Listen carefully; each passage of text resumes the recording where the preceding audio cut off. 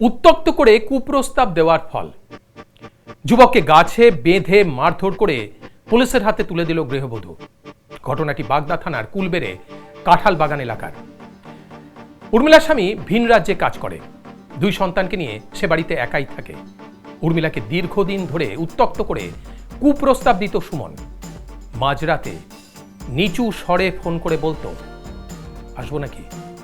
এরপরে উর্মিলা গালাগালি দিলে সে ফোনটা রেখে দিত। এরপর উর্মিলা গ্রামের পঞ্চায়েতে বলে, সালিশি সভা বসে। সুমন বলে, আর হবে না। সুমন কিন্তু বিবাহিত, তার একটি 7 বছরের পুত্র সন্তানও রয়েছে।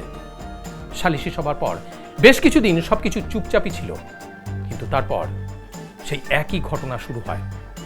এবার উর্মিলা উপায় না দেখে তার একজন প্রতিবেশী এবং মাকে নিয়ে মহিলা থানায় গিয়ে লিখিত অভিযোগ দায়ের করে সুমনের বিরুদ্ধে।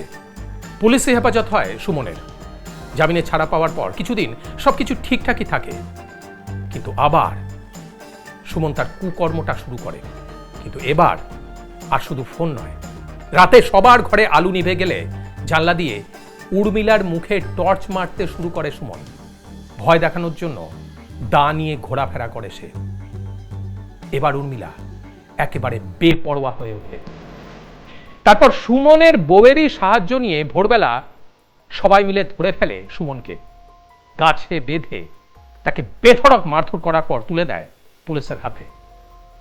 দেখুন, অন্যায় অপরাধ হলে তার প্রতিবাদ তো করতেই হবে, প্রয়োজনে পুলিশ প্রশাসনের সাহায্যও নিতে হবে, কিন্তু তাই বলে আইন নিজের হাতে তুলে নেওয়া একদম উচিত নয়। তাই সাবধান থাকুন, সচেতন থাকুন, সতর্ক থাকুন, কিন্তু কখনোই আইন নিজের হাতে তুলে নেবেন না।